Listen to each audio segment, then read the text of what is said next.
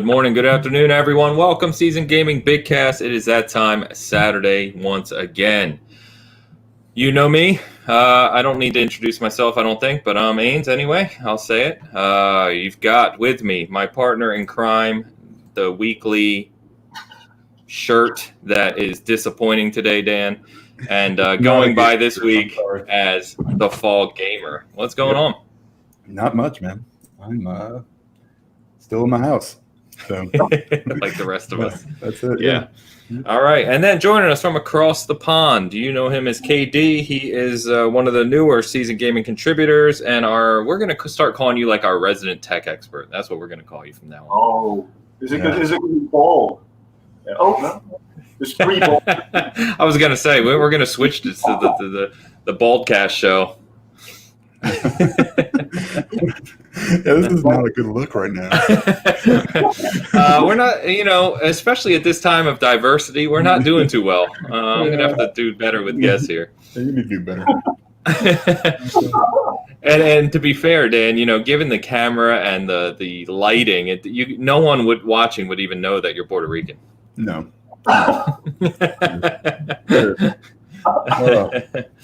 But I can't get outside to get my tan on. I don't tan, I burn. No. Anyway.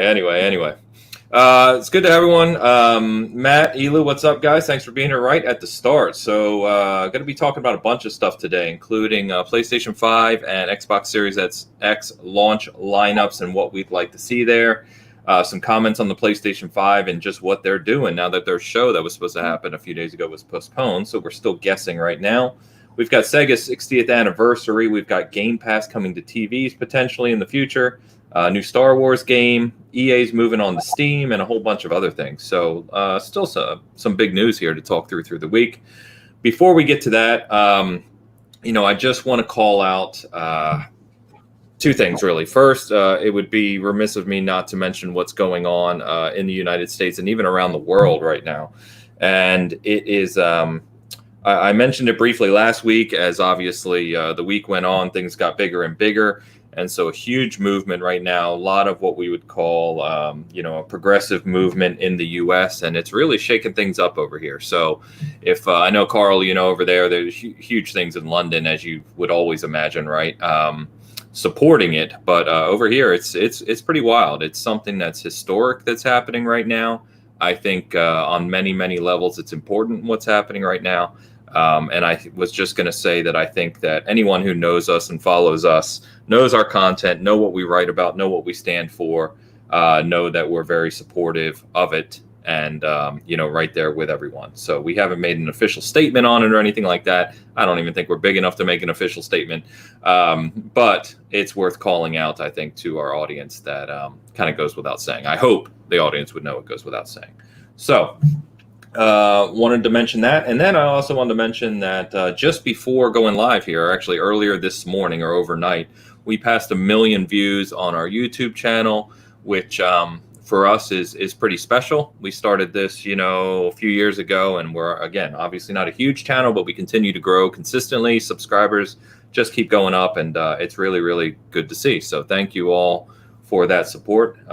Really cool milestone to have hit this morning. So, all right. So we did a weekly poll this week. There was some information that came out that, and Carl, I'm definitely looking to you on this to get your thoughts because you'd likely know a little more about it in terms of just the tech of it as our resident tech expert. But it came out this week that Sony basically removed the 2020 or holiday 2020 messaging on all of their PlayStation sites. They started in the US and then they went to, to England, UK, and kind of through Europe. And basically all the regions now don't say 2020 anymore. And then there was a rumor, and let's be clear, this is a rumor. Anyone could have made this up. But rumor came out that, they're starting full chip production, but their yield rate is really low so far. Now, I don't know why, given the design of the SoC, why the yield rate of the PS5 would be low when everyone's saying the Xbox Series X, yield rate is high. That doesn't make a lot of sense to me, especially being both made by AMD and similar in many ways. So it's likely a bunch of BS. But it is interesting, if nothing else, that PlayStation randomly decided to remove 2020 from all the PlayStation sites. So we did a weekly poll basically saying, just in your opinion, do you still think the PlayStation 5 is launching this holiday? And 59% said yes, but 41% have doubts. And I find that interesting because Sony themselves have said, yes, it's coming out in 2020. And they've continued to say that, even so much as a couple weeks ago saying that. So, but I think it just goes to speak to the doubt that people have right now because Sony's been so quiet. We still haven't seen the console. Obviously, the showcase this week was postponed for matters that are bigger than video games, and there's nothing wrong with that, of course. But if nothing else, it's interesting. It's a conversation point. So, do you believe any of this stuff about the chip yields? And in your opinion, does Sony still launch this year, even if they have shortages?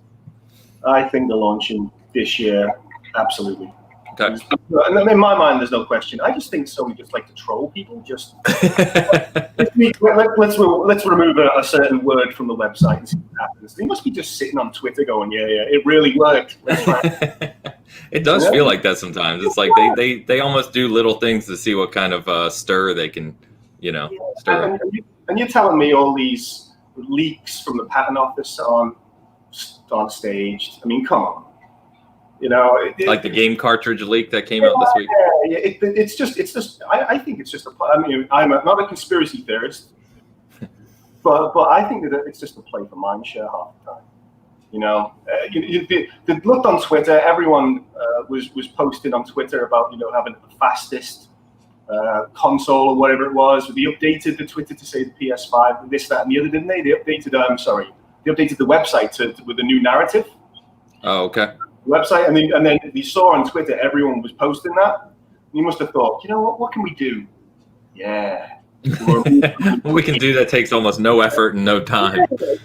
No cost, maximum effort. You know what I mean? It's just, I think the trauma. So I definitely think you're going to see it in 2020. I have no doubts about that. When it comes to the chip yield, I might have to look this up in a minute. I don't know if Microsoft and Sony are using the same. The same manufacturer? I don't think they do. No. And in fact, we've heard before, I only know about Microsoft, but they use multiple plants to manufacture chips, including because they've talked before around with what was going on in China. They weren't as concerned because they also have facilities in, I believe, Mexico and Singapore. I could be wrong. Right. So it'd be interesting to look that up and see, is it TSMC that are doing it or some other manufacturer? But I don't know. It doesn't. Again, it's a talking point, isn't it? Yields are low. You're not going to see it. Everyone starts talking, and then all of a sudden, bam! Halfway through the there's a big reveal. Did you show it? It looks like a cube, or it looks like a sphere. I don't know, triangle on your desk.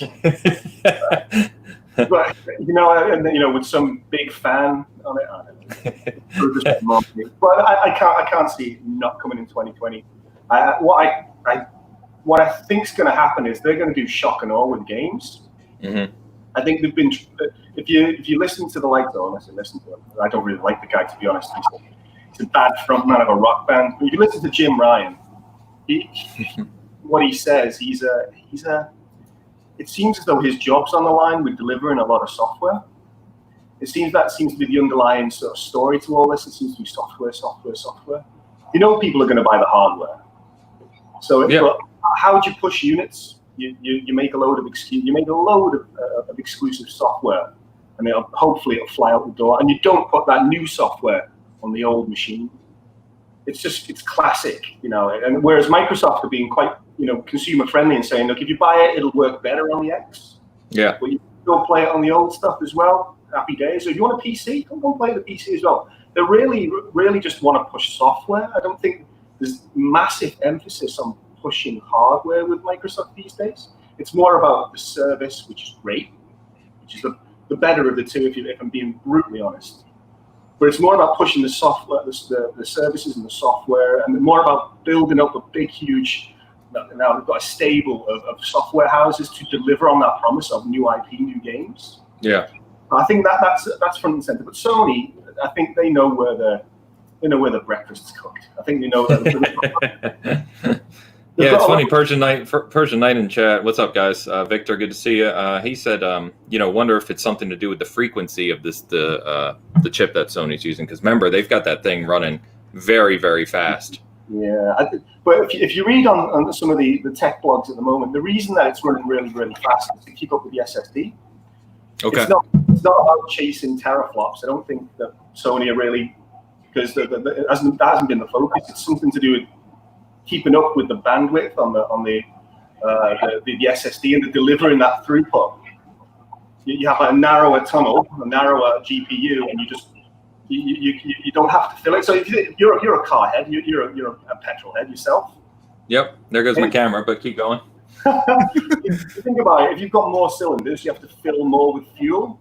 Yeah, there's more fuel consumption. But if you have a narrower GPU, you don't have to. You can have more streaming from the SSD. It's something along those lines. If you read up on it on Google and whatnot, and you read some of the tech blogs, it seems to be a lot to do with the SSD. That's why there's a faster GPU or a higher frequency on the GPU. But we'll see. You know what? They've made a point of saying that the cooling system on this thing is top notch. If it turns out it's not, that's a really bad look for Sony. You know? Yeah, really. Well, we've talked about that, right? That could be an issue like we saw with 360 at the start of the generation, which Sony definitely doesn't want to do. No, and that nearly killed Microsoft. That was over $1 billion. Sort of faux pas, wasn't it? It was over $2 billion. Yeah, because the initial approval was $1.2 billion, and then they spent more on it over the next couple of years. But anyway, I would not like to walk in the office and tell somebody that. No, there's a good article about the interview, and who was it? Ballmer. One of the engineers had to go to Steve Ballmer, who was CEO at the time, and basically tell him that news. Oh, it was Peter Moore. Peter Moore went to Steve Ballmer and had to ask him for that $1.2 billion. He's actually talked about that on interviews. It's interesting. He just said, "Do it." Didn't even hesitate. He said, "Do it." Yeah, awesome. Imagine having that kind of power. We need to spend $1.2 billion on this to fix this issue, and you're just like, "Yeah, go ahead, signed." That's crazy. Dan, what do you think, man? PS5 2020? Yeah, I think so. I mean, I don't even know what the hell chip yields is, to be honest with you. I mean, I'm assuming that means, the ones that come out that are okay. That can be used in production. Right, okay, yeah, that makes sense. Yeah, I mean, I don't know.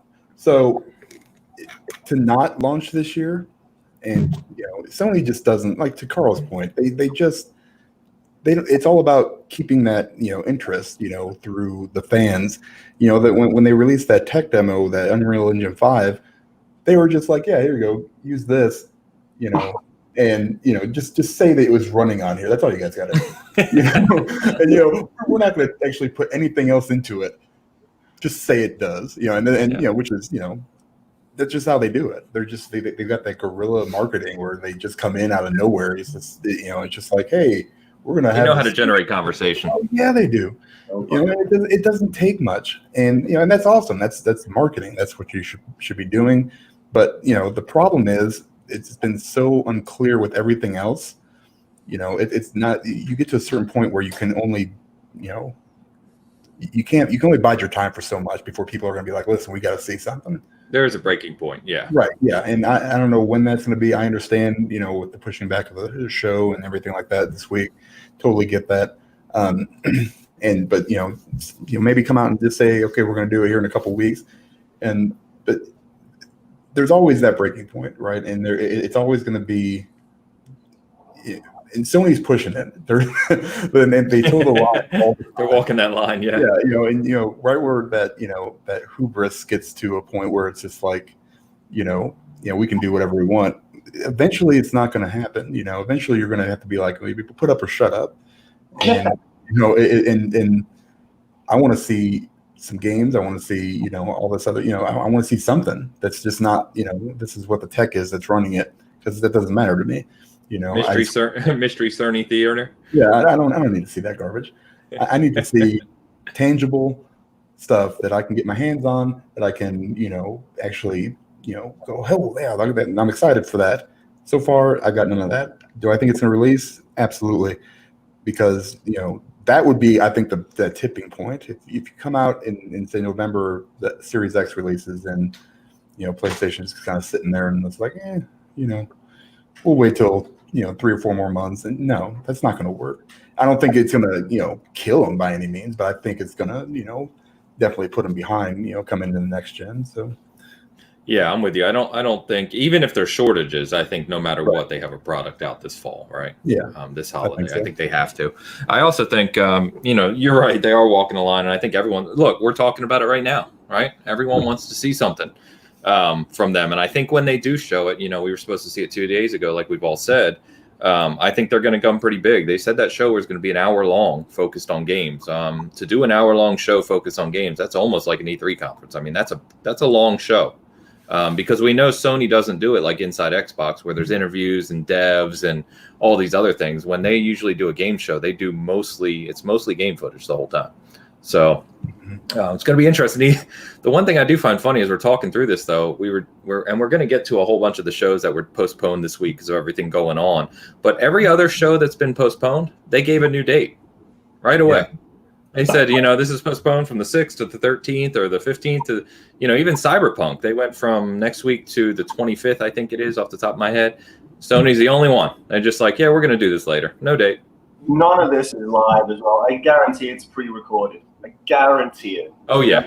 Oh, it's going to be highly filtered to show exactly what they want to show. Yeah, that's how you do it, man. Yeah, it's true because that's what, and I guarantee they're going to show things that are very similar to what we saw with the 2016 God of War unveiling, what we saw with the Ghost of Tsushima unveiling. They're just very good at showing angles and video and cuts of games that really get people excited, despite it not necessarily being fully indicative of what is going to happen when it releases. Not that God of War did not deliver on all fronts, because it did.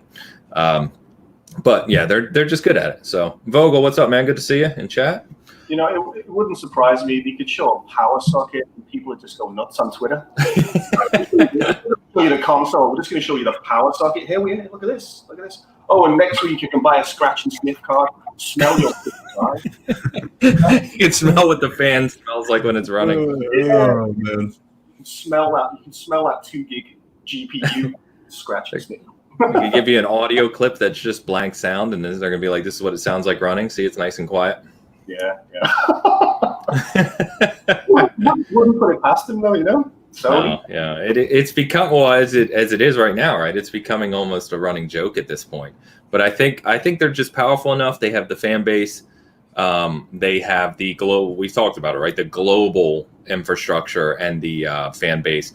That when they come out and they do this show and it probably delivers, right? And, we're making assumptions here, but let's say it does deliver on everything we're talking about.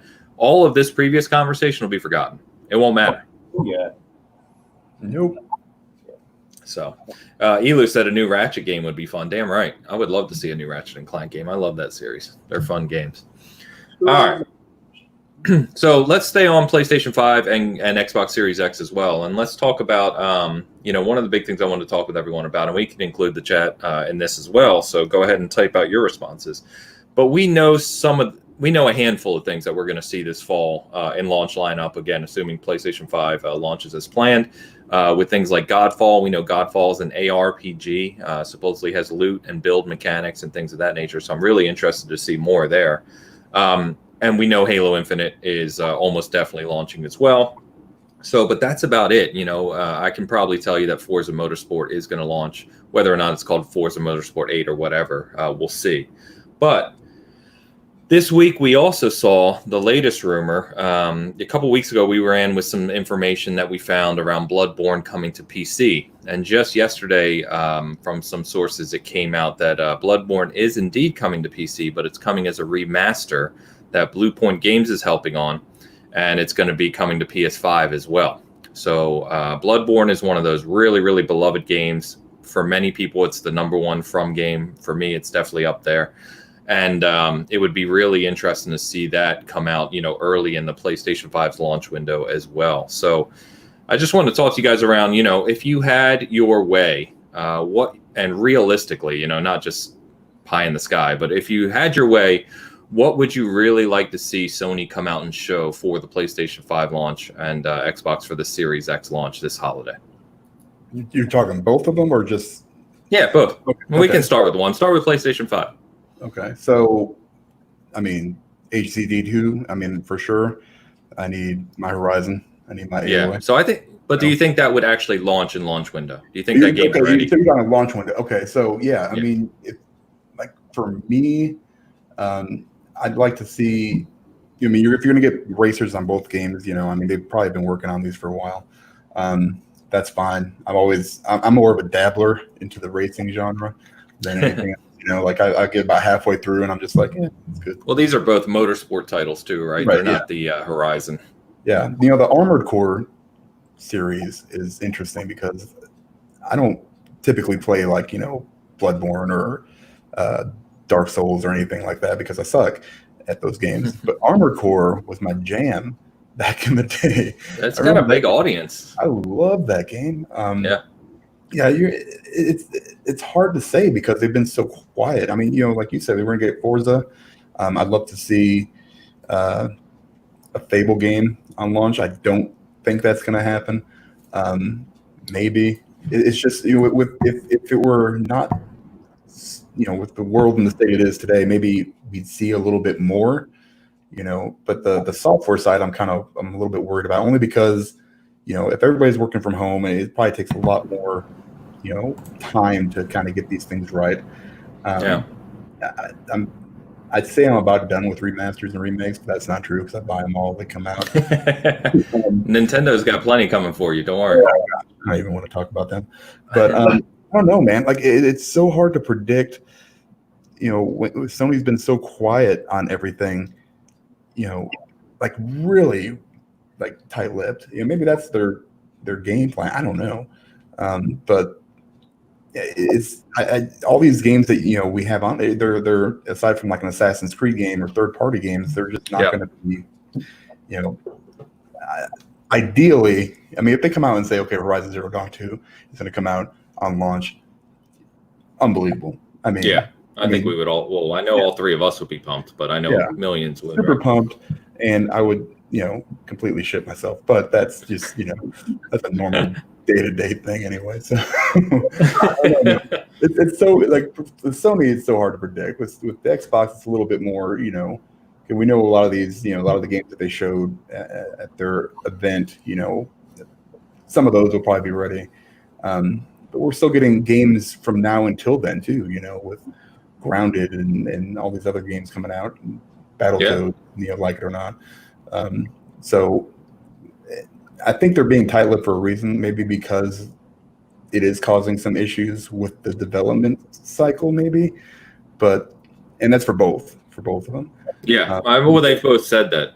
Yeah, it may impact some cycles. Right, and maybe that's why they're kind of pushing it as far as they possibly can. With all these, with the July event for Xbox, with whenever they decide to, throw it up there. I mean, really, Horizon Zero Dawn. If they were to show,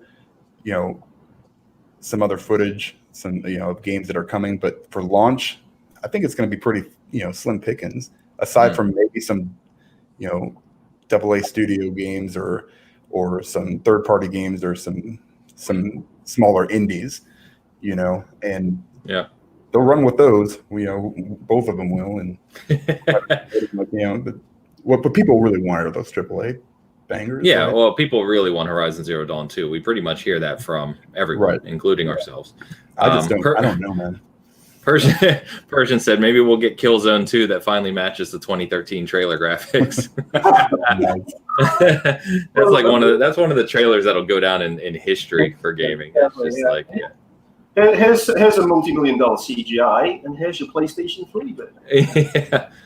Well, and it's not just now, right? Sony's always been that marketing machine. You remember when PlayStation 2 there was the rumor that Saddam Hussein was using it to power, like, you know what I mean? Like to power his army, and PlayStation 3 will do things, no supercomputer in the world can do, and they've just always been like that. So some colleges use the PlayStation 3 as supercomputers. If you look that up, it was a cheap way of doing it. But for me, launching these two, Microsoft and Sony.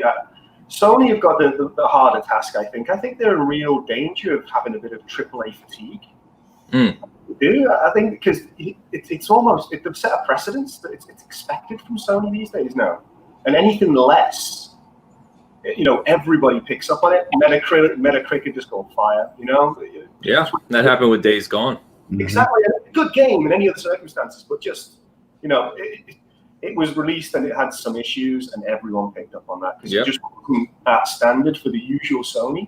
But what I'll tell you what, I'll start here first. What I don't want from Sony is the same old IP, a new version. I think we're going to get.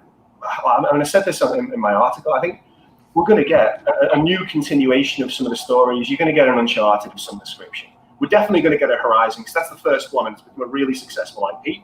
Brilliant. Yeah. And that's not going to suffer so much fatigue. But if you start going down with a new Uncharted, I don't really want to see that. Don't at me, but I don't really want to see Uncharted. I want something new from Naughty Dog. I want them to turn away from The Last of Us and Uncharted and show us something new that we've not seen before. Especially how talented they are too.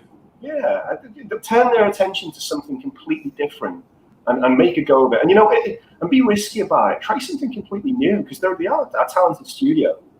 And if it doesn't work, it doesn't work. Just release, Uncharted 5 or whatever. But unlimited money, spare no expense. But especially after Last of Us 2. I mean, pre-order numbers are through the roof, and there's merchandise all over the place, including right behind my head. So it's everywhere already.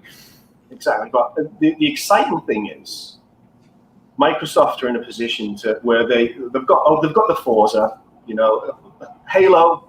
Please God, Halo be great. Halo Infinite for me is the reason to buy that console. So far, it's going to be for many. Yeah. Yeah. So, but that's a given, But and Forza, I'm a GT guy again. Don't have me. Yeah, I know. Apologies. It's all right. But Microsoft have got a big stable now, and I think Microsoft are going to be a slow burner. It's not going to be all up front. They're going to rely on a lot of third party to fill that void up front. Yep. And you can be forgiven for that because they've demonstrated they've invested in all these studios, which is great. So Microsoft's going to be the slow burner, and I think we're going to get a lot of new IP from Microsoft, and that really floats my boat. Yeah. Whereas Sony are in real danger of having AAA fatigue. A new Spider-Man. I mean, Spider-Man's great. Don't get me wrong, but a new Spider-Man. Dan's like, wait, what happened? Wait a minute now. You need that. That's not a launch game. That'll probably be another year or two down the road. So. Yeah, it's 2 years down the line. Brilliant. I would have forgot about the other one because I've only just downloaded it from PlayStation now. Got a couple of weeks ago and started playing through it. So I'm only new to that, but yeah, if anyone's played it from the beginning, from when it first came out, I can see 2 years time you'll have forgot about it. I just finished my second playthrough 2 weeks ago.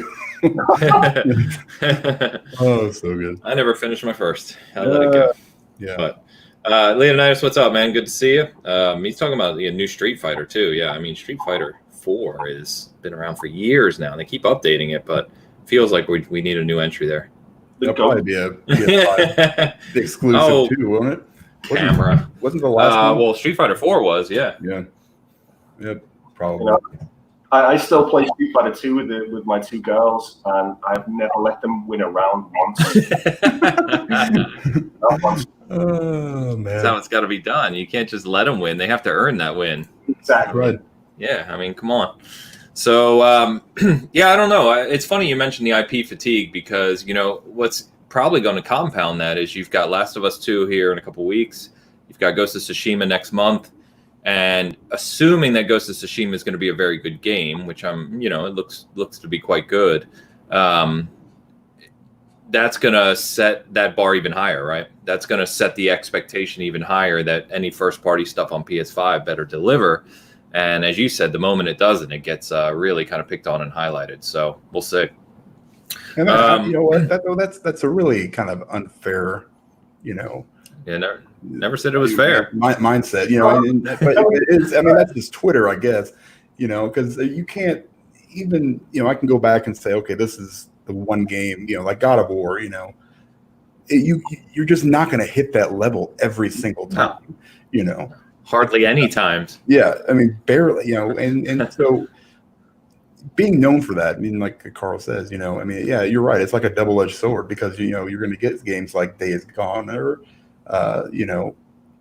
even like smaller games. They're just, then you see stupid pictures of like, a bundled up pictures of like Metacritic scores, and then they just keep posting at each other for some reason, I know. It's just like, well, the good news is those conversations don't really matter because Days Gone sold extremely well. A lot of people really enjoy it. I think it's a good game. I didn't love it, but it definitely wasn't a bad game. Oh no. So yeah, I mean, at the end of the day, that stuff does impact. I mean, we see how Spider-Man and God of War sold, and Horizon for that matter. Mhm. Horizon's past 10 million.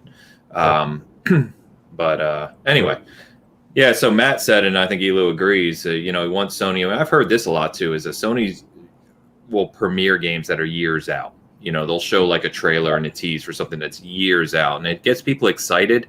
But I think a lot of people, like these guys said, want to see stuff that they're going to be playing soon. Like within the next year, right?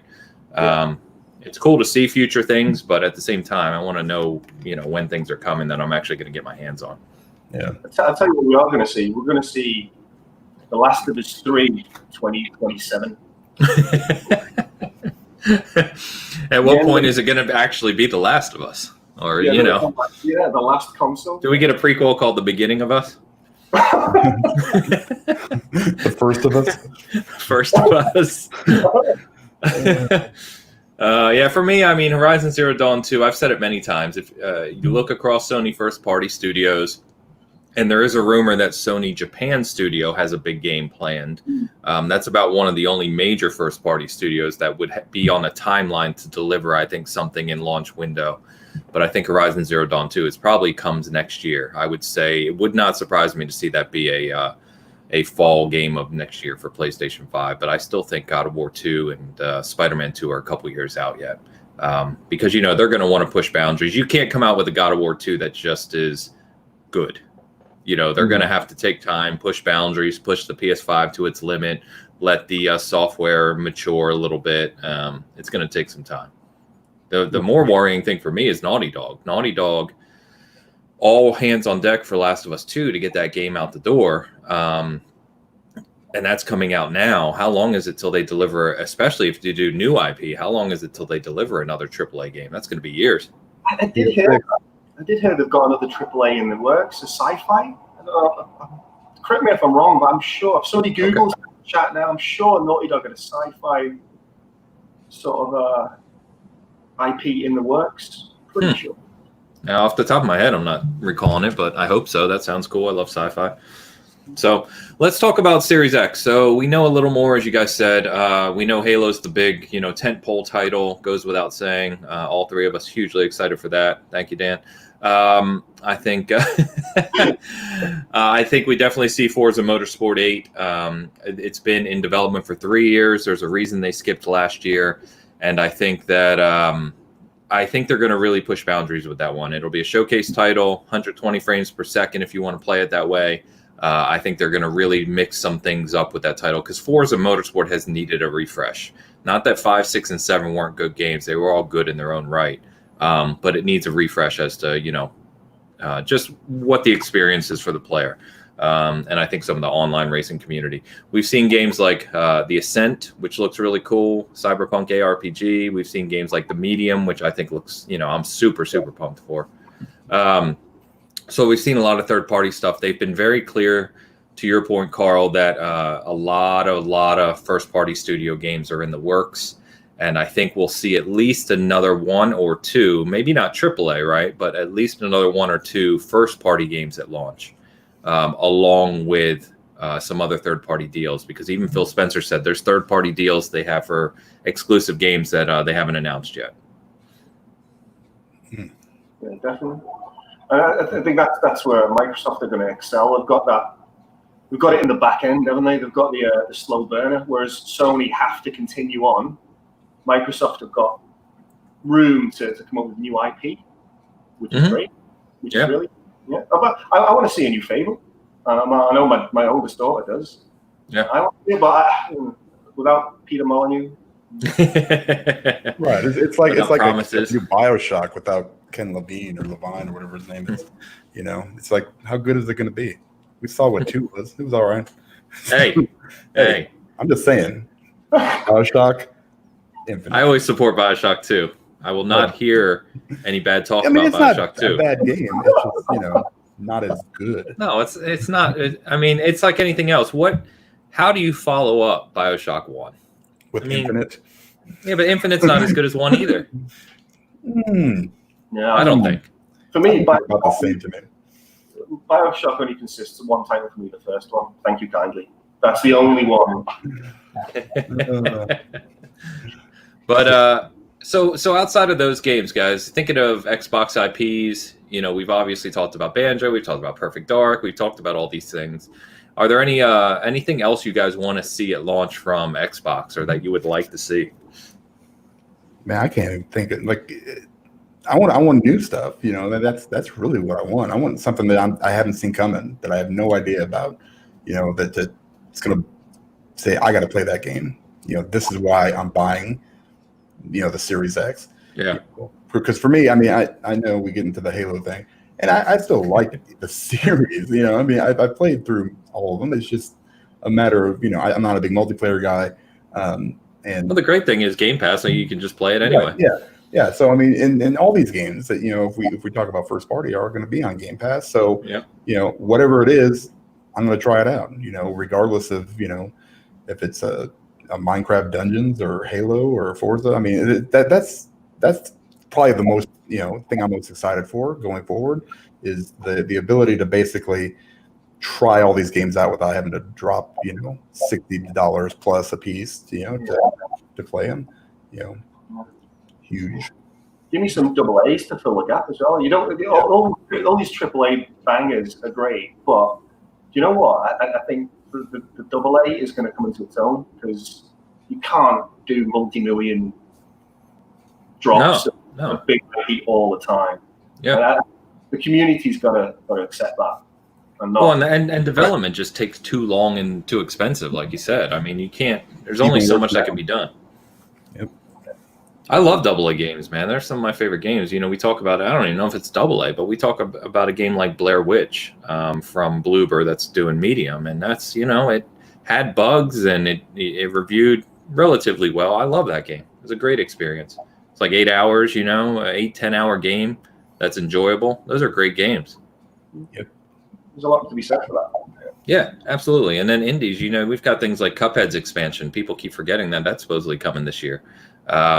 You know, and even though that is, you know, a studio of 12 people, that's going to be one of my favorite things of the year when it releases. Or Psychonauts 2 could be considered, you know, a AA game, right? Yeah. Wastelander 3, I think it's coming out this year. And which one? Isn't Wastelanders coming out this year? 3. Wastelanders. Wasteland. It's not Fallout 76. Yeah, Wasteland 3 comes out in August. Yeah. Oh yeah, that's why I'm getting confused. Yep. Okay, yep. So I think, you know, and as they said, oh man, my neck.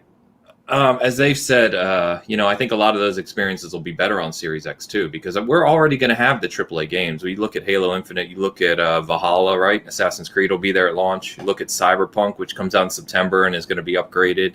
I just hope that upgrade comes at launch. I mean, a lot of that stuff could just be incredible. Yeah. I'm hyped for Cyberpunk. I want that. Valhalla. Just not into the. You don't want to be a Viking raiding the English countryside. No, I'm too patriotic for that. You know. Not doing that to my own people. No. It's gonna be interesting to see how they present that story. It'd be funny.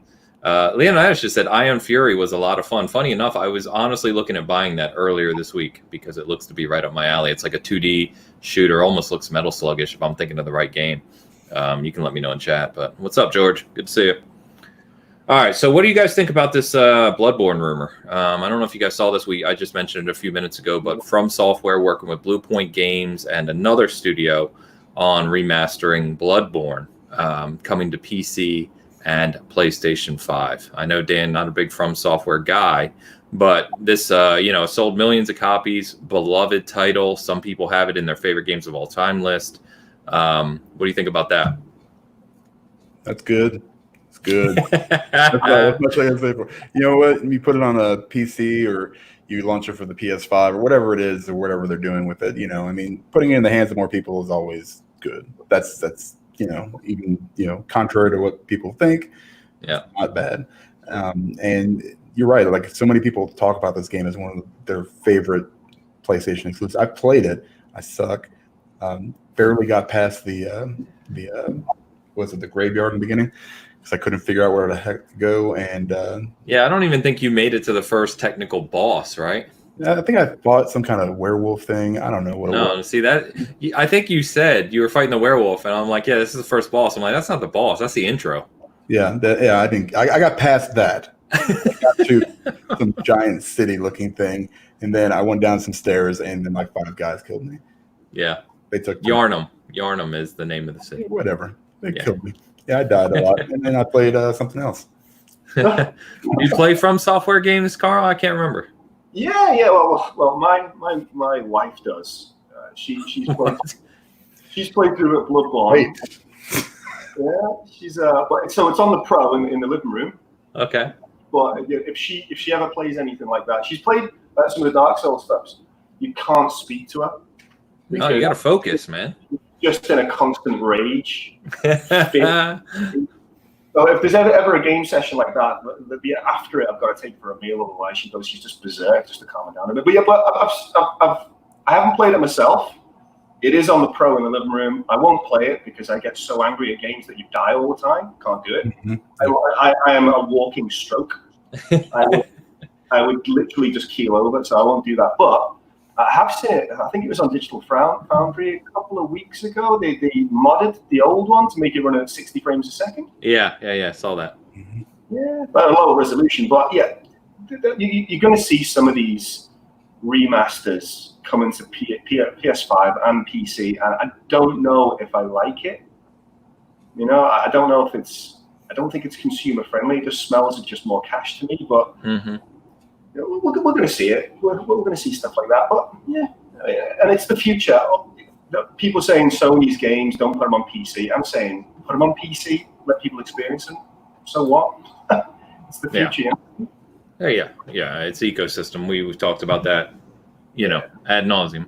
So yeah, interesting. I Bloodborne, if you go back and play it now, it's incredible game still, but it launched in 2015 before the Pro was even a thing. It has no upgrade, no enhancement for the Pro. So I mean, it was just left alone, and it's such a great game. I would like to see, assuming it's not just like an up-res, to your point, not a cash grab up-res, right? If they actually like more like a remake where they really put some time into it, I think that could be cool. But anyway, moving on. So let's talk about Sega. Sega's 60th anniversary this week. And man, did they drop some bombshells. I'm kidding. But before we get to kind of the awesome stuff that they're launching, let's talk about Sega's 60th anniversary. Thought it would be fun to just let everyone kind of talk about memories of Sega. Obviously, Master System. We're not going to talk about, I realize we got Carl on the show, so there's going to be Mega Drive talk. I don't even know what that is, but we'll talk about the Genesis and, Saturn and Dreamcast, of course. So give me your favorite memory, guys. I don't care who goes first. Give me your favorite memory, something Sega related or launch or a game you played or time with friends, something of that nature. Oof. And if you don't have one off the top of the head, I can go, but I figured Yeah. Fantasy Zone 2 Master System. Fantastic game. I still have my copy. What game was it? Fantasy Zone 2. Fantasy Zone 2. Never played it? No. Oh, it's a little 2D shooter, and you could like get these cool upgrades, and it was chaotic, and it's just an awesome game. Nice. I'll go with the other Fantasy Star 2 was probably, that was like my first real RPG. Okay. And I still remember everything about it to this day. It was so good when I played it. It was a Genesis. Yeah. I actually had it for the Xbox. And yeah. It's on the Genesis Classics too.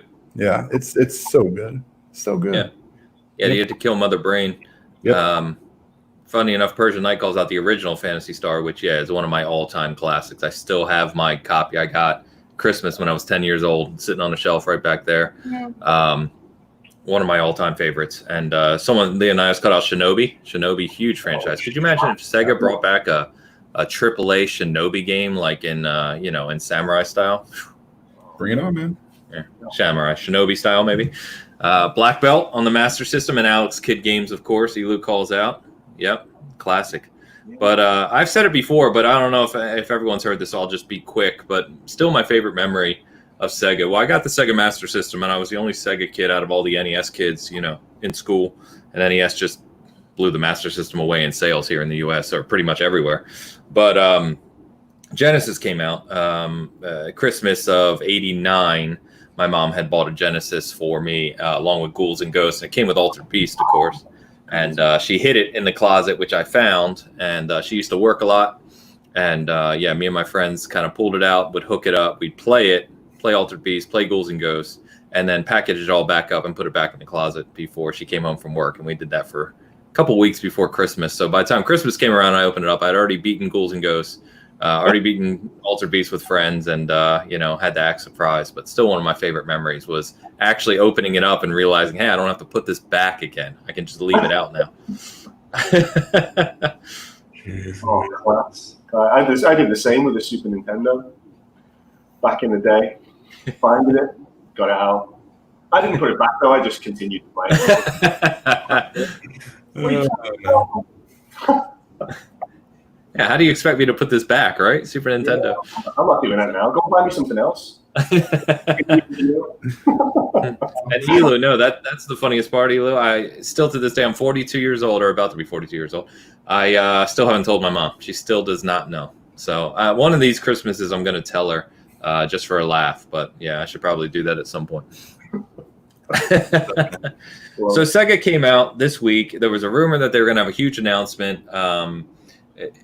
I don't think anyone thinks these are huge announcements. Carl has a viewpoint on the fall gaming thing, which we'll get to. But first, let's touch on the awesome Gamegear Micro.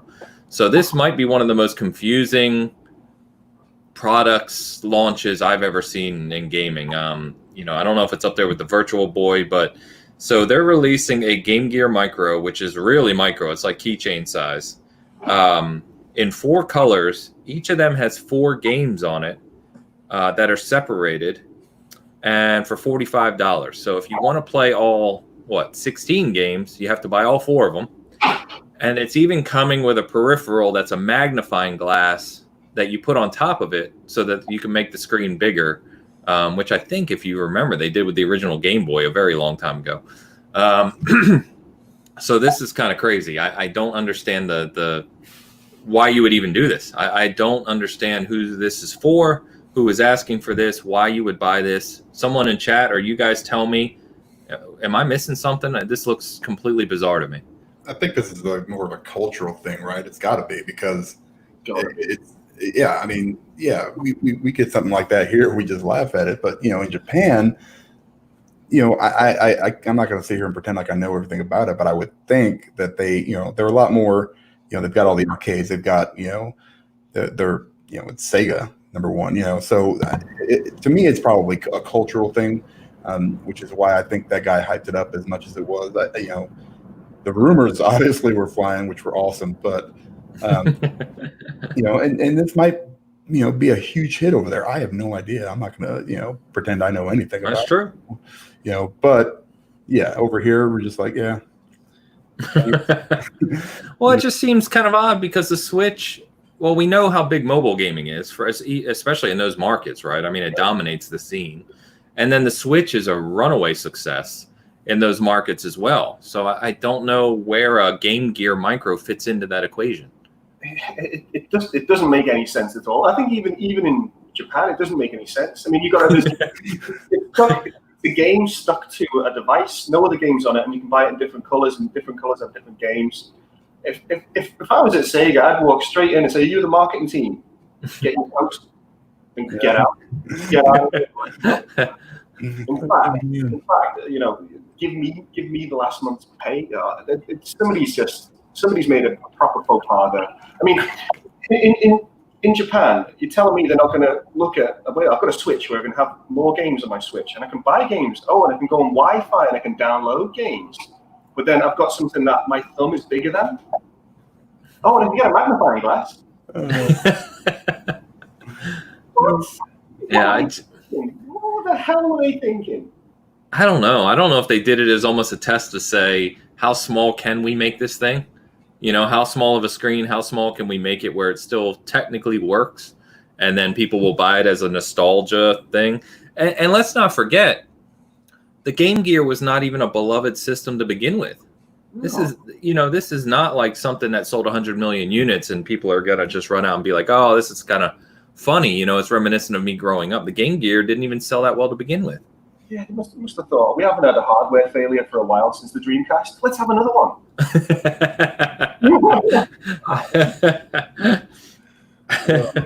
Yeah, I don't get it. All right, let's talk about what was considered to be the big announcement. And this is, the Fall Gamer is going to explain all the technical details for us here on this one. Yeah. But Sega is coming out with some technology that will essentially allow, at the very highest level, allow people to play their arcade games from their home. So basically connect to the game itself, be able to play. And from what I read, the fighting game culture is very, very big over in Japan. And so they'll allow you to connect and play games from home with very, very low latency.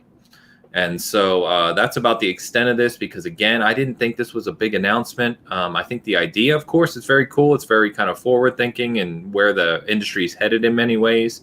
But I don't know how big this is from a global perspective, whether or not it'll be big in Japan or some of the Asian markets. We'll see.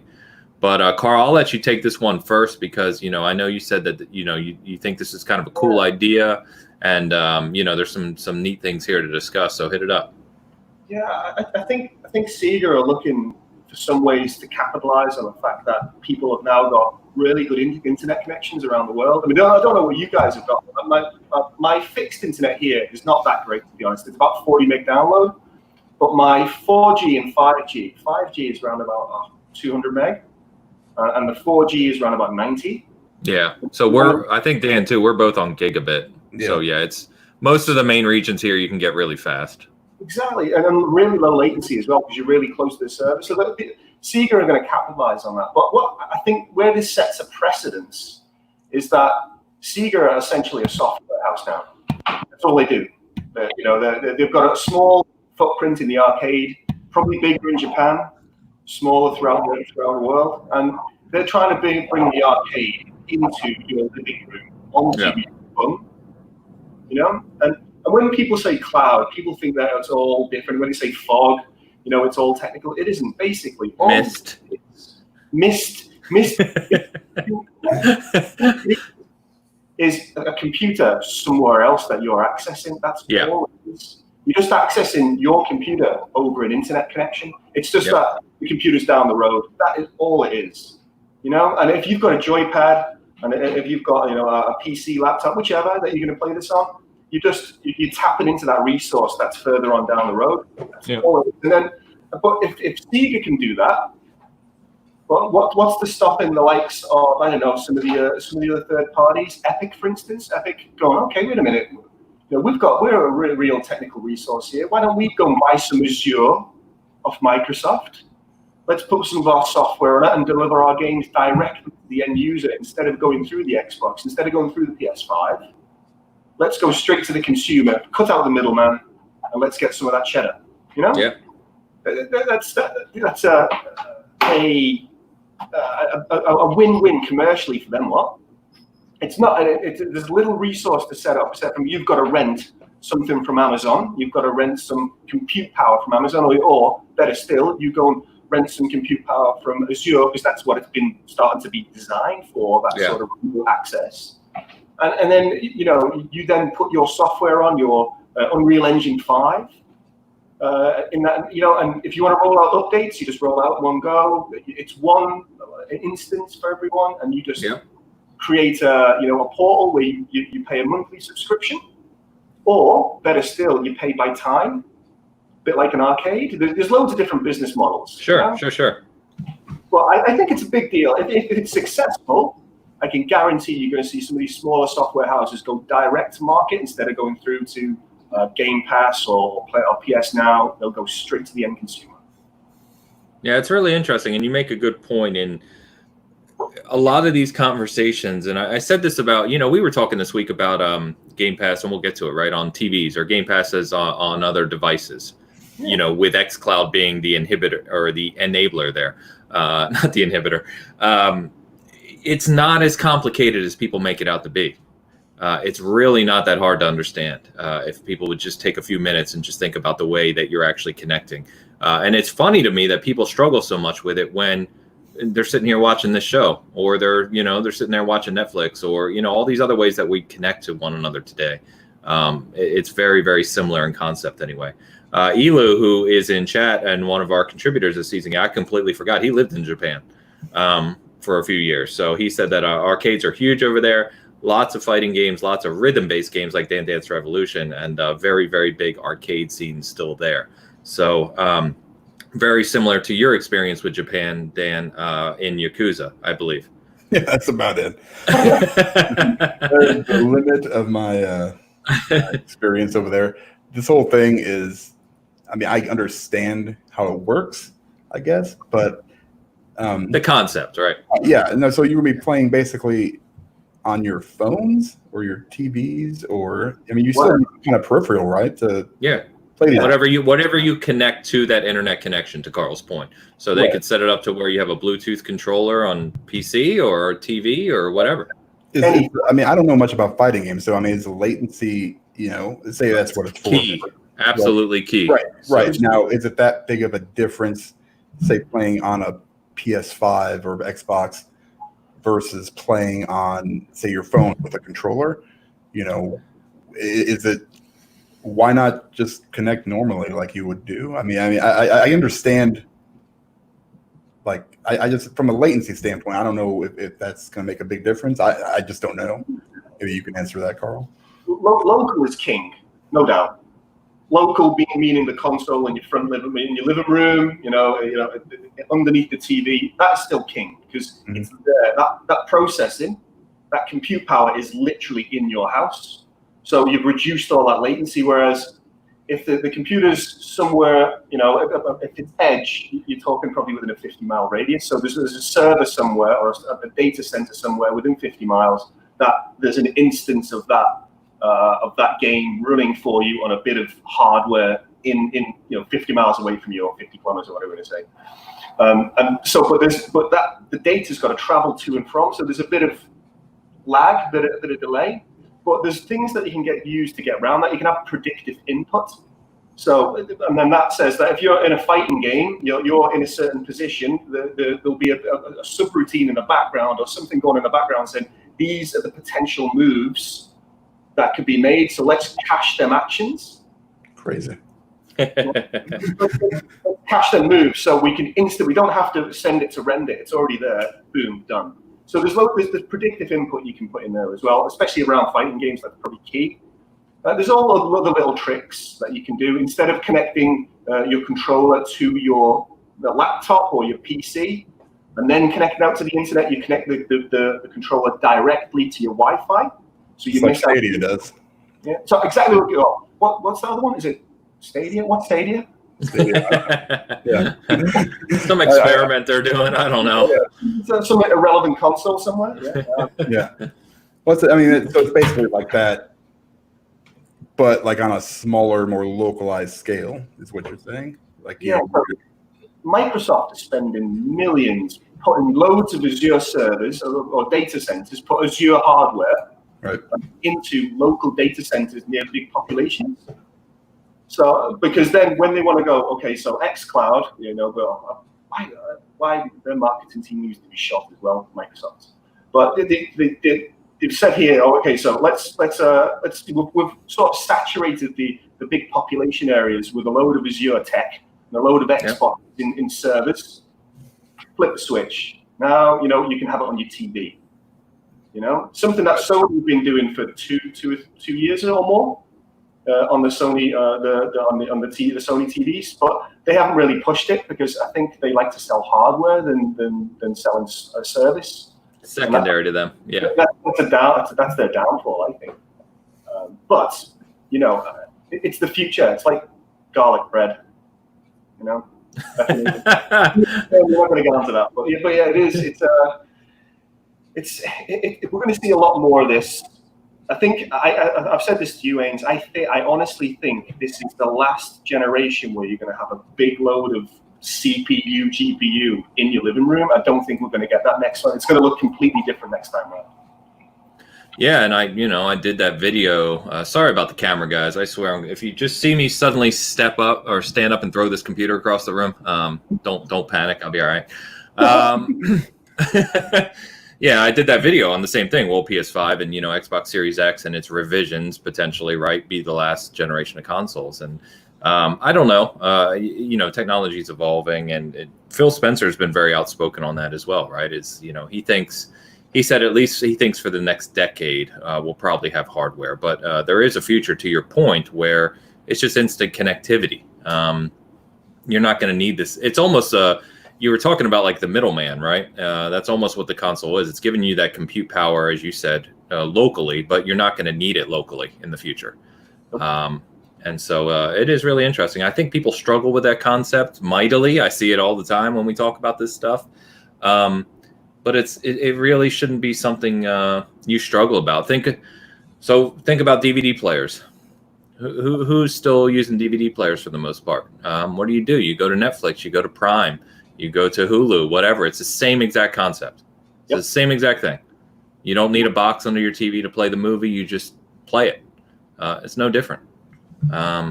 So I don't know why. I don't know. I'm kind of ranting. I don't know why people struggle with the concept so much. It's really not that difficult. There's a reason why Microsoft and Sony are buying up all these studios. And it's not because it's the first party stuff. They see where it's going in the future, I think. So we sign on this dotted line. So this means you can't go to the end consumer straight away. You have to go through PS Now. You have to go through Game Pass. Maybe it's a commercial decision, or decision along them lines. But yeah, I've got no problem with it. I just like games, the ecosystem. Yeah, if I want to chat to my friends, I'll go somewhere else. But it's all about the games now. Well, it's kind of like the whole digital thing. 20 years ago, you'd be like, oh, you don't need to go to the store and buy a game. You don't need to pick up a case. You're just going to download it right at your house, and people will be like, what are you talking about? Now look where you are. You got people like Dan who, when's the last time you bought a physical game, Dan? It was early this gen. Okay, so there you go. Years, right? It's already been years. I think it was the last one I bought was Overwatch for my kids, and I think I got that with for like $10 somewhere, and I don't even know why I bought it. I still have it in a box somewhere that I. But I mean, the point is made, and Carl, I appreciate it because I think. I watch a lot of shows, and I love all the guys I watch, and I see a lot of the stuff on Twitter. And some of the the shows I watch, the guys I support, kind of get this stuff. But you do see a lot of the more casual market. They just don't get this at all. They don't understand it. And I just keep trying to stress this is not that complicated, guys. It's really not. Trust me, nobody loves hardware. I mean, I'm right there. I'm literally surrounded by game consoles all over my game room. I love them to death. And I think it's going to be a sad day for me when I can't go to the store and buy a physical console. I love console launches. But at the same time, the world moves on. It is what it is. Diego, Archimedes, good to see you guys, man. Thanks for stopping by. Appreciate it. Vogel said, what's a DVD player? Exactly. Exactly. That's the point, right? Yeah, that's exactly the point. And no, I think I saw Chris say, is Sega using Azure for this? I don't believe so. No, this is completely separate tech. Whichever they use. It doesn't matter what they're using, just using somebody else's computer somewhere. Exactly right. Yeah, exactly right. But to your point around signing the first party, software is king. It's going to continue to be king. And eventually you will get to that point where, like you said, you've got all these studios and development talent in-house. They deliver games. Those games are delivered directly to the end consumer. That's all it is. Same thing Netflix has done. Netflix they were discs and small little things. Now they're producing $200 million movies directly to people at their house. I mean, that's how it is. Netflix have got loads of other small studio houses that produce content for them. Exactly. The exact same premise. Exact same concept. Exactly right. That's why it always makes me laugh when people don't get this. I'm like, you've got hundreds of millions of Netflix subscribers and you don't understand how you're going to deliver games to your house. Like, why is this hard to understand? Anyway, before we move on, so great conversation, guys. I love talking about tech. Good to have you on for this one, Carl. Guys, do me a favor, everyone who's in chat right now or watching. For whatever reason, we had a really good show last week, and we had a couple people come in and downvote us to hell. I don't know what happened. We didn't say anything controversial. We don't do controversy on this show, but show us a little support if you don't mind. Give us a thumbs up. Yeah, I know, Dan. It was probably some fall gaming people out there, but I would appreciate it. Just give us a thumbs up. Support is always appreciated, guys. Well, so let's move on. I told you this before. Any interaction is good interaction. Downvote. It's true. People are still interacting with it one way or another. Yeah, and it still gets us more. That's good. Take it. We're not perfect. I just don't get it. It's not that I really care. It's just like we go out of our way to produce stuff site wide, right? Not just on this show, but site wide. That's not controversial. It just seems so hilarious to me that people go out of their way. All right. So further on this topic, and I don't want to stay on. We've been going for a while on this topic already, but let's touch on the Game Pass thing real quick in the same vein, right? So Samsung kind of updated their announcement this week that on future Samsung TVs, they're going to give you a paid subscription to a wealth of services. The consumer or the buyer can pick one of them. Sling TV, Showtime, YouTube Premium. One of them is Xbox Game Pass Ultimate. And so we saw Microsoft or Xbox start this kind of relationship earlier with Samsung phones. And obviously xCloud's coming. And so this led to a very popular conversation because the site blew up from it around today. It's just paying for your subscription to Game Pass. You still need your hardware, obviously. But just exactly what we're talking about here. You can see a future where you buy a Samsung Smart TV, connect it to your Wi-Fi just as people do today. And along with your Netflix, your YouTube, your Hulu, your Prime, all those other things that you just hit your app on your phone, you just go to Game Pass, connect a controller to your TV, you're playing. I think that's exactly where the future is going, in my opinion. And I think that's where this seed is being planted, right? Xbox is kind of developing these relationships with partners like Samsung. Samsung's the #1 TV maker in the world. To kind of seed that relationship so that this can, take off here the next couple of years once xCloud kind of gets more robust and they get more global presence. So don't know if there's anything you want to continue to touch on there, but it just seems it ties right into what we're talking about. That's where this is going in the future. Sure, man. Samsung uses that One Connect box, right? So, I mean, when I thought about this, I was like, well, obviously it's not right now. This is a future play maybe, but they've been partnered with Samsung for a while now too, or since the X release, as far as I know, maybe before that too. When you plug your Xbox into a Samsung TV, automatically pops up. It's got the Xbox logo. It's got everything on there. Yep. Puts it into like game mode and yep. You can set it all up for that. And, there needs to be, I mean, if you look at something like Stadia where they run it through a Chromecast or something, so I would, it would have to be built into a TV or, if there would have to be some kind of connection, right? Basically an app. Because that's how you connect to xCloud when you play today, right? You have to have that app. So that app is just controlled on Samsung's front. It's just access. That's all it is. And so then it would come down to whether you have to have a controller that connects directly to Wi-Fi or like through Bluetooth or however you want to do it. So I mean, I don't think the technology is that far out. No, it's not. It's got to be pretty dang close. And, but then again, for guys like us, that's probably not going to be how we play it. But, for somebody that buys a Samsung TV, I can go buy a controller or whatever I need, and then maybe they start packaging the TV with a controller. Just going to say that. Yep, I was just going to say, all you do, I mean, you buy a $3,000 TV, or let's say your average consumer, you buy an $800 TV. What's it cost Microsoft to throw a controller that costs $30 to make in there with the package? Right. And like I said, with that One Connect box, I mean, it makes it a little bit different than, your standard TVs where you're plugging directly into it. You've got a little bit of extra room, maybe if you need to put something else in there, for that controller, or, I don't know how all the tech works, but no, you've got it. Cool. I mean, it really is that straightforward. You don't have to overcomplicate it. Nope.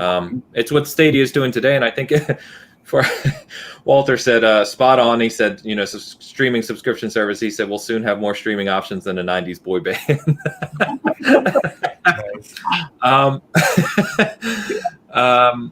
No, but I think that's why I think we got so confused with Stadia. Is it feels like Stadia is trying to come in now with its. They have the technology there. They don't have the content. We were saying software is king, right? So if PlayStation's already has PS Now and what we've seen with Sony TVs, like you said, Carl, and if they decide to push that more, which we think they will, right? And Xbox has all these huge studio houses they're building, and they're obviously going this direction. I just don't see how Google in the next couple of years catches up content and software wise when Xbox and PlayStation are going to be technology wise where Stadia is by next year, but with way, way, way more content. I think Stadia is just an experiment. You said this before, Ains. It seems like it's just an experiment to them. It doesn't seem like it's got any clout behind it at all. I mean, where's the marketing campaigns now? You just don't see it. Dan had a Google. So we have Google Internet here in the U.S. in some places. And Dan had a Google technician come to his house for his internet, and he asked him about Stadia, and the guy didn't even know what it was. So bad. That sounds cool. But yeah, I think we're definitely going to see more of this. Samsung's not going to be the first. It's not the first. Not going to be the last. No. You're going to see a lot more. You're going to see these partnerships come up, and at some point, you're going to see Game Pass and PS Now on the same TV. At some point, true. You're going to see that, and that's consumer friendly. And I think I was just thinking about this when you were mentioning it. I think that the focus is going to shift away from the hardware in the living room eventually. No, I'm not saying right now. Maybe in the next 7 years or so. But then the controller starts to mean everything to everyone. And the control prices might start going through the roof. They might be like $200, $300 for a controller. Because it's low latency and it's got haptics in it, and the triggers can actually smack you in the face. It's got all that stuff inbuilt. So, well, yeah, it's only going to get more. It's only getting more prevalent. Yeah, it's true. They just need to make it work well. Yeah. That's what I mean. It's got to work seamlessly and without connection issues, right? Yep. If you build it, they will come. Yeah, Vogel said, he said, Bluetooth to connect. He said he can do that now on his Samsung from 2016, and it had PS Now pre-installed. Well, it's 4 years ago. There you go. So, this is not new, but but I think in 2016 and PS Now, that's kind of what we're talking about. That's the entry level experience, right? That's not going to be how you want to game day to day. But I think in years' time, like we're talking about, the difference difference between having local hardware and remote hardware is slimming over time, and it'll continue to slim until there's no difference. Well, looking at the moment, I mean, if you want premium 4K content, you go and buy yourself a 4K Blu-ray player, and you go and play that because it's got the best sound. It's got the best picture quality because it's local. Yep. But you just want to sit down and watch, Stranger Things. You just switch on Netflix. Yep. Very true. Yeah. And even if you look at Netflix over the past couple of years, right? Like if you look, I watched Extraction last night, which was a surprisingly good action movie if you like action movies. But like if you look at that picture quality, right? A brand new big budget Netflix movie, 4K UHD streaming, it's really, really good. It's not 4K UHD to a disc, like you said. It's not quite there, but it's damn close. Yeah, definitely.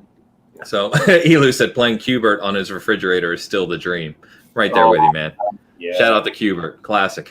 All right, we've talked about the service long enough. Let's talk about some games. So we've got some interesting announcements this week. Kingdoms of Amalur: Re-Reckoning. So I know there's a big audience who really, really loved this game when it released. For those of you that may forget, this was the very interesting story of development behind this game. This was 38 Studios, which was led by ex-baseball pitcher Curt Schilling. When he retired, basically wanted to get into video game development, started a studio. He had, Dan, you may know some of this more than me, but if I remember, it was in Rhode Island, and Rhode Island supported some of the development through basically a government funded, development house. Basically, he got government funds, and he went way over budget. And then there was a lawsuit between his company and Rhode Island, the state of Rhode Island, and the company got shut down. And just crazy background on how this, crazy background on how this game got made. But it had a lot of big names behind it. So good development talent. Todd McFarlane was involved. And I know that it reviewed generally well, kind of like in the 8-ish range. And people said it had kind of RPG elements and MMO elements mixed into a single player experience. And it's become kind of a cult classic since it released. And many people have been asking for this game to come back or be remastered. And lo and behold, it's coming this August. It's actually coming. So I actually have not played this game. So I've heard great things about it. Dan's already upset with me. It's fine. It's fine. When we do all Halo co-ops on Legendary, then I'll let you talk to me about Kingdoms of Amalur. But this is a game that you would be like, okay, this game is awesome. I'm surprised you haven't played this one. So maybe I need to pick this one up, right? Yeah. I mean, you can play it right now. It's backwards compatible on 360. So that's true. Yeah, you really don't have to go out and actually buy it. It looks good, though. You see the screenshots of it? Yeah, it's really good. Yeah, it looks more like a proper remake, not just an up-res. Yeah. I mean, this is one of them that's, I'm 100% going to buy it because $40, just to be able to play through it. I just hope it's more Saints Row than it is Mafia 2, as far as the remastering goes. But this will be right before Cyberpunk, so this will be a nice little buffer game that I can go back and play. I love this game. It was a ton of fun. Nice. Carl, were you big on this one? I have never played it, if I'm being honest. It's me, this one, definitely. 360 era, and I was a 360 guy as well, so. Yeah, it was pretty popular at the time. I've heard people talk about this game since it released. Yeah. Still good. Yeah. No, interesting. Might try it if it's cheap enough. Yeah, $40, I think they said, right? Mm-hmm.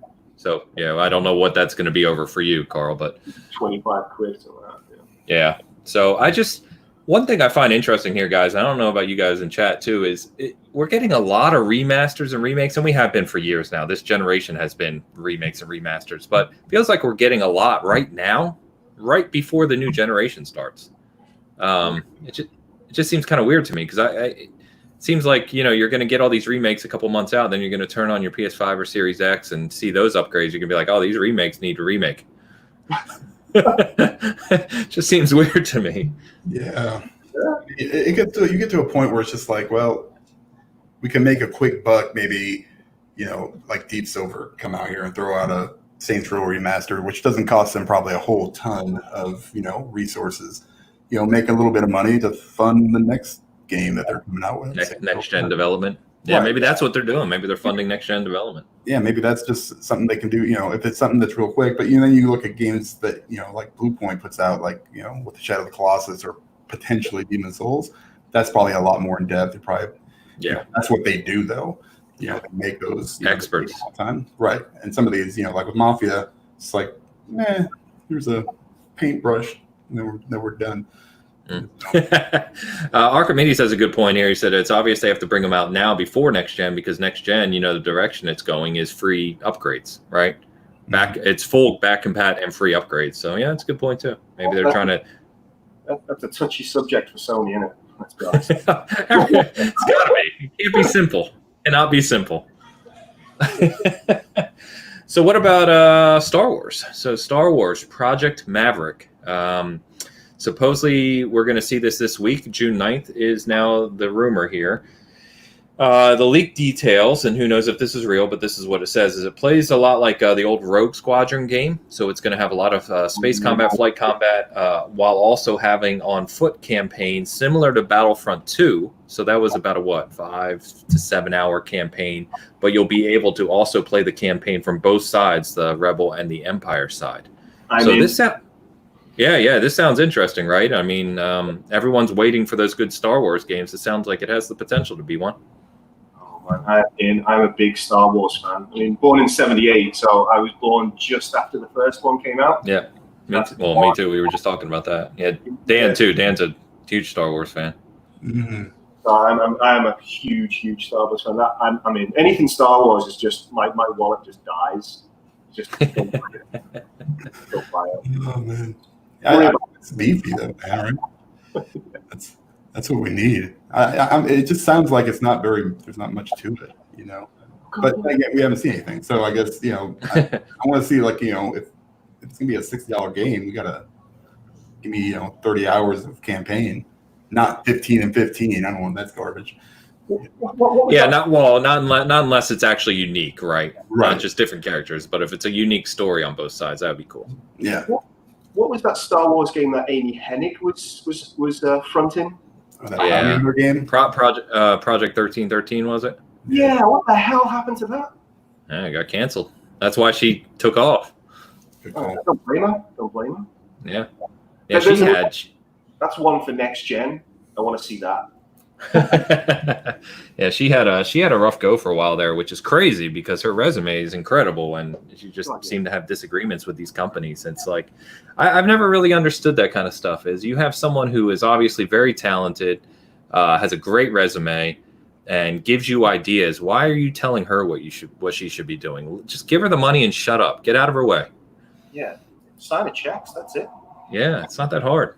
So, hey, Bert's in the chat. What's up, Bert? So, Bert, we were hoping you would stop by today. We were prepared for this.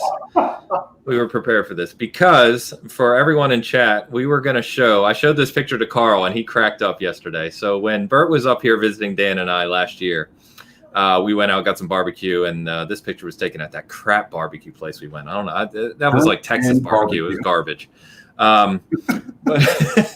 But anyway, we figured we would show you the size difference between Bert and Dan when we were in person, because if you didn't know that they were making a sequel to Twins, now you do. It's coming out next year.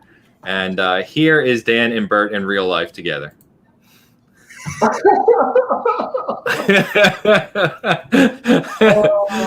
Oh man, that is not manipulated in any way whatsoever. That was me standing in line at the barbecue place, just taking a picture. Pretty fun. That's fantastic. God, that dude is sexy as hell. The guy taking the picture, how'd you see him? Yeah, interesting. But anyway, he said, "Get in my belly." He said. So Star Wars Maverick, yeah, I'm excited about this. I mean, I am a Star Wars fan. I'm not as big as some people of our generation, but definitely a fan. Really enjoyed Battlefront 2. In fact, I thought the competitive multiplayer in the flying sections in Battlefront 2 is actually really, really good too. It's just a well done game. So anything like that, I'm excited for. But hopefully we'll see this week. So pretty pumped. Weird one here, guys. Not too much to touch on. I just wanted to we've been talking a lot about services and things of that nature. And, we talked about Game Pass, obviously PS Now and that. And you see things like, especially on the PC side, you see a lot of these companies having their own launchers, right? There's Rockstar Launcher, there's Steam, there's Epic Games, there's now Ubisoft has Ubisoft Premium, whatever they call it on PC, where you kind of get their games. And that's a monthly service. And, EA Access is out there, but it's not really the same. So EA has not really supported the PC side, especially with sports titles. But what they announced this week is they're actually launching on Steam. They've launched over 25 games this week directly on Steam that you can buy now, along with the EA Access service, which is a little different, a little cheaper. And it just gives you previews of their games along with discount on the games themselves and expansions in the future. So what I'm kind of curious about here, guys, is that, with EA being so big, it seemed kind of strange to me. I would have seen them going the route of the Ubisoft route where they do a full service, right? Where you get their games, you pay $20-$30 a month, whatever it is.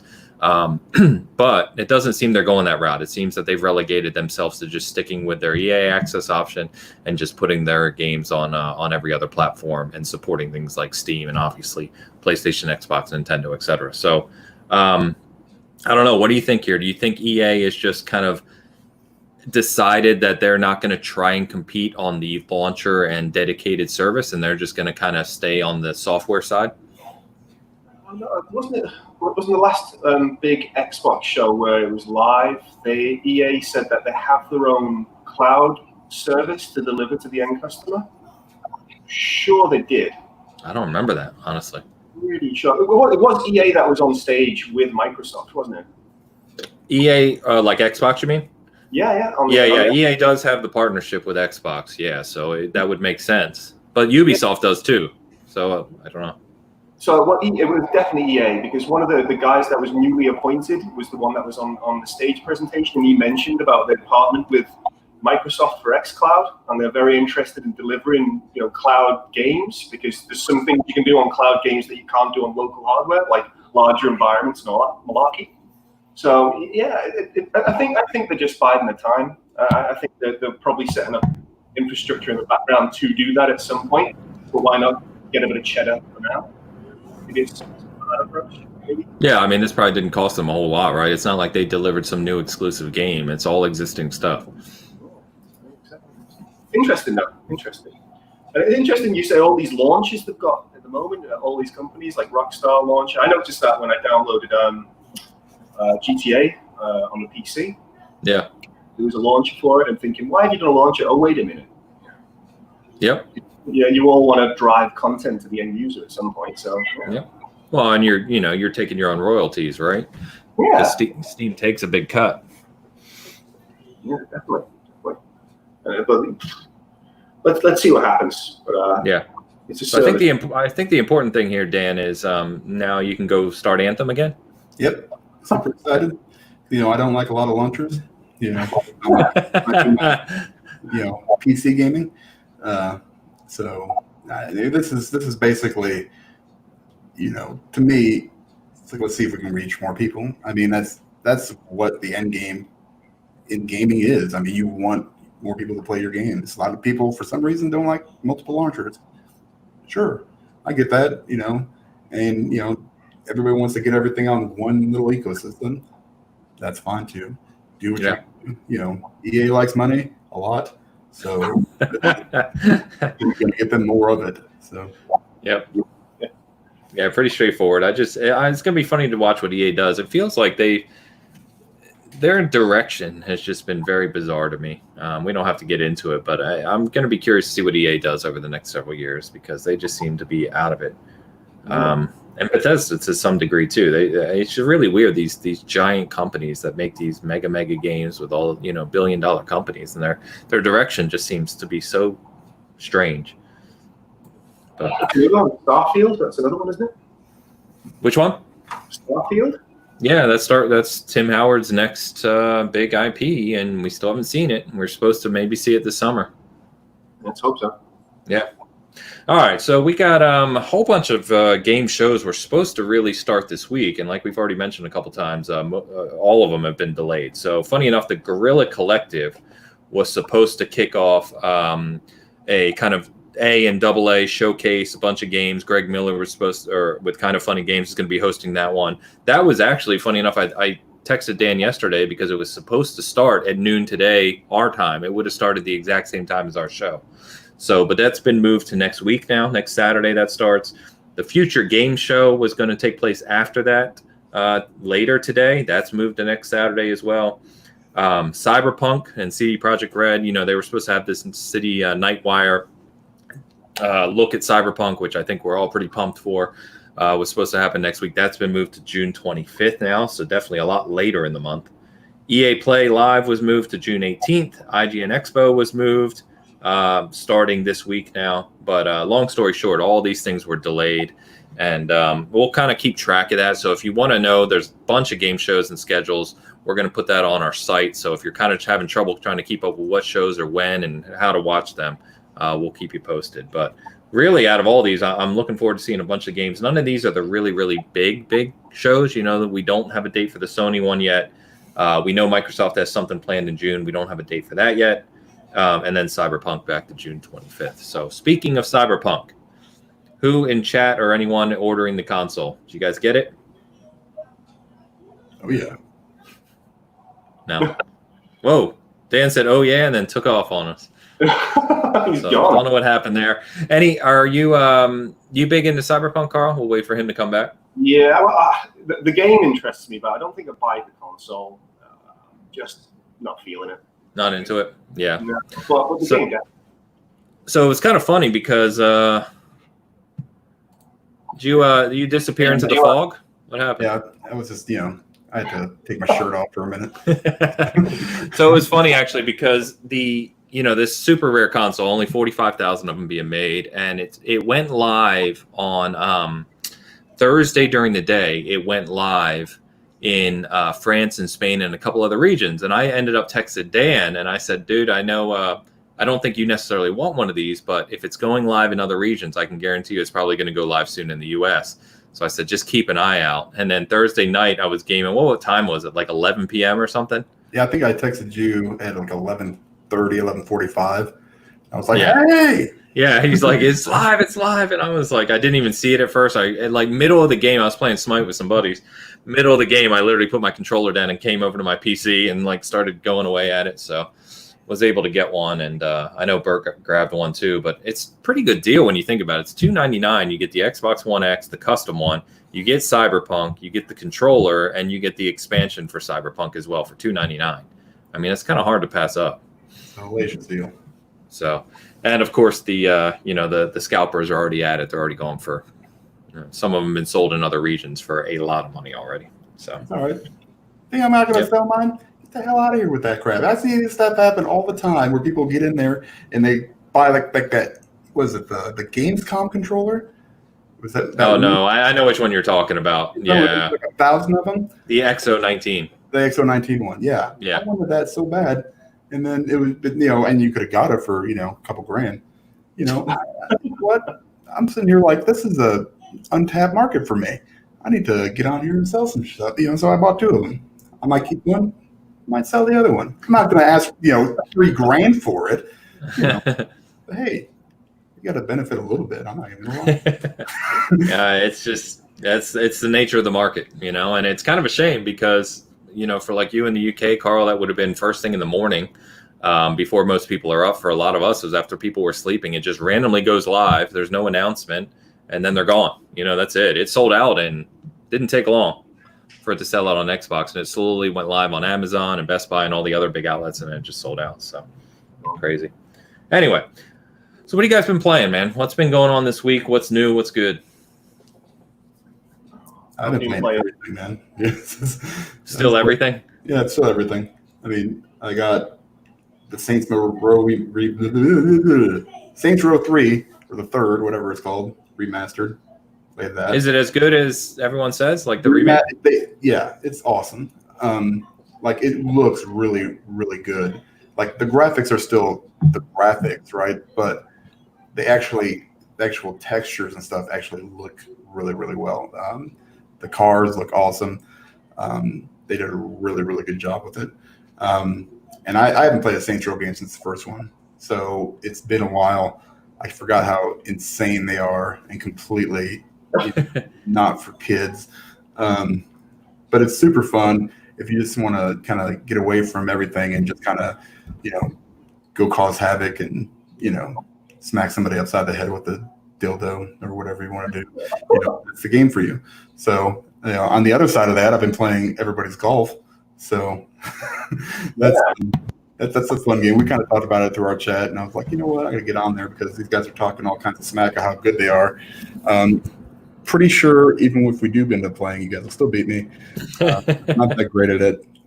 Short of that, speaking of BioShock, played all the way through Infinite. I'm about halfway through the original. Gosh, BioShock. man, I got nothing to do, and I am. I'm playing The Last of Us before Last of Us 2 comes out, just to kind of get a little refresher. Yeah. Okay. I mean, it still holds up. It's so fantastic. It's good. It looks great on the Pro too. It does. Yeah. It's insane how good it looks. Yeah. And it plays well. It's so good. Dan actually reminded us. I did the review for Everybody's Golf because I'm a huge Hot Shots golf fan. I did the review for it. He reminded us that Bert and I actually collaborated and did a video review of Everybody's Golf on our channel from 3 years ago at least. Yep. We had no audience. I think it's got 30 views. It's got no one watching. 31 because this guy. 31. Hey, well, with Dan's, you put us over the 30 mark. Thank you, sir. Appreciate it. Yeah, But, no, it's a great game. I love Everybody's Golf. I forgot to install it, Dan. I'll do that after the show. You know what? I might do that. I might actually go buy it now. Everybody's Golf. It's awesome. It's like $10 right now. Yeah, I might go. Have you ever played Hot Shots? Nope. Oh man, do you like golf games? I love golf games. EA golf games on the Xbox, the original Xbox. I haven't played.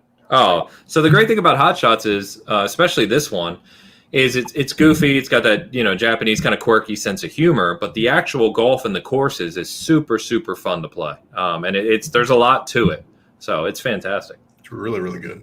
Yeah, my record, I think, Dan, by the way, on a single course is -23. Gee, many Christmas. What are you talking? -23? Did you have like the super powered everything? Yeah, well, yeah, I unlocked everything. Yeah, you get like a hole in one, you get a couple eagles. Yeah. Is this where you can unlock the load? If you buy loads, you can unlock the game. Is it one of them? No microtransactions like that. A lot of customization, and yeah, you can play through and just you basically, it's like almost like an RPG. Like you play courses and then you get to like a boss character and you beat him, and then you unlock like a new course and new clubs and stuff like that. So you can't buy. No, you can't buy better stuff to make you better. No. The only thing you can buy is there's some courses that you can buy, and a couple other things, but none of them that really actually affect playing against somebody else. Now, yeah, I would it's not think pay that to your win. level would be, we'd have to kind of set a set of rules where it's like, no, you can't use a super powered ball that you've earned, 30 years ago to crush me. So what we should do is we should all use the entry, like the full base level. Everyone use the default starting stuff. Yeah, I'm fine with that. Oh, Bert says in chat that the VR version comes with both versions for the same price. Oh Damn. my god! Yeah, I might get Oh, that. damn. Deal. Yeah, I really want to play the VR version, but anyway, yeah, it's a fantastic game. Hot Shots Golf, I've always loved. When that came out, I was super pumped for it. Hot Shots Golf was the American name for Everybody's Golf. It's always been called Everybody's Golf in Japan, and they just called this one Everybody's Golf. So, great game. Beautiful. Anyway, what are you up to, Carl? What have you been playing? More Warzone? You still on it? I've been playing more Call of Duty. Yeah, I'm Nice. trying to get my kill to death ratio above 1.1. Just 1.1. Yeah, and I'm really bad. But yeah, I just kamikaze myself. I've started actually trying to stick sticky bombs to myself and run in rooms. See if that works. Nice. Yeah, but yeah, I've been playing a bit of COD. I've been doing a lot of retro gaming recently. I think Nice. I've got to that stage where I've started to play Golden Axe on the old Sega. Yeah, and what else have we played? The Secret of Monkey Island on the Amiga. Classic. Yeah, went back to that. So yeah, I've been doing a bit of retro gaming and my usual staple diet of COD, and a bit of a Gran Turismo as well thrown in there. Okay. Nice. So, but you're right up Bert's alley right now, talking about COD and Gran Turismo. What was I going to say? Did you see that? Because Double Fine's part of Xbox now. Did you see the release in Monkey Island and 2 of the other classic point and clicks on Xbox later this year? Give it a Christmas. No. Yeah. All on Game Pass too. Oh, that'll be one for the PC straight away. That download. Yeah, pretty cool. Wish I had the Xbox. I just don't have it. The youngest has got that in her bedroom, as we were talking about. Yeah. Well, it kind of goes back. Funny enough, Elu said Carl's been playing Turrican too. He remembers. Oh.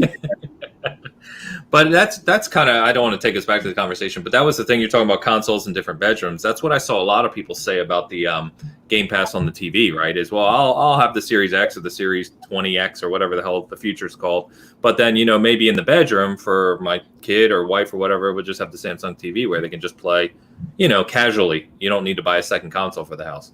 Exactly. So I see a lot of people doing that. For me, I've been, I talk about Smite and World of Tanks every week. I won't talk about those, but Minecraft Dungeons, been playing a lot of that. A lot of fun playing it with Elu and Chat and a couple other buddies. And we're getting near the end. We actually sat down to play it on Thursday, sadly, the 4 of us, but it kept crashing. So apparently the game has crashing issues that I was unaware of. And we had played it in 4-player co-op fine up until that point. But now I think we crashed like 3 times in a row and we just gave up. So I don't know if patch is coming or what's going on with that, but kind of crazy. But great game regardless. And getting ready to jump back into, I can't believe I'm getting ready to jump back into Path of Exile. So Path of Exile, if you're not familiar with it, really, really in-depth ARPG. It's been around for several years now. It's a free-to-play ARPG, but it's absolutely fantastic. Out of Grinding Gear Games out of Australia. They support the game through microtransactions that are cosmetic only. There's literally nothing you can buy in the game that impacts gameplay or power or anything like that, but it's incredible ARPG. The new update is coming soon, and 4 of us have decided that we're going to jump into that and just start fresh. New character, I've played through it multiple times with multiple characters, but it's just really, really good. So, did you download it, Dan? You were talking about downloading Path of Exile. I've got to download. I haven't started it yet because, I can't get inside, and my attention span is super short. So, and Ela reminded me, yeah, we started playing Rocket League again too, which is awesome. I'm not very good, but it's still fun. All right, guys. Well, I think Talis just came in the chat and said, how much did I miss? Talis, you've missed all of it because we're just about to close out. But thanks for stopping by anyway. A couple things I want to shout out to before we head out. So there's an article up on the site right now titled "Why We Need Video Games as a Society," or "Why Our Society Needs Video Games." By Elu in the chat. Fantastic article. Please check that out. We've got a review of a game called Gunfire Reborn. It's an early access title that's currently out that you can play. It looks really interesting. So Ryan has finished up that review for us. You'll see that published over the weekend as well. And then, Dan, you'll probably be interested in this one. We got another article coming from Steve titled The Difficulty of Managing Difficulty. So where he goes into basically from software games, all the debate around game difficulty and how developers need to navigate that space and et cetera. So long article, but you'll see that probably by Monday or Tuesday as well on the site. So nice. Thanks everyone for awesome support. I'll just continue to say thank you. Thanks for getting us over the 1 million view hump on YouTube, which is absolutely incredible. And as always, appreciate you stopping by. Thanks for tuning in with us, and we will see you next week. Thanks, guys.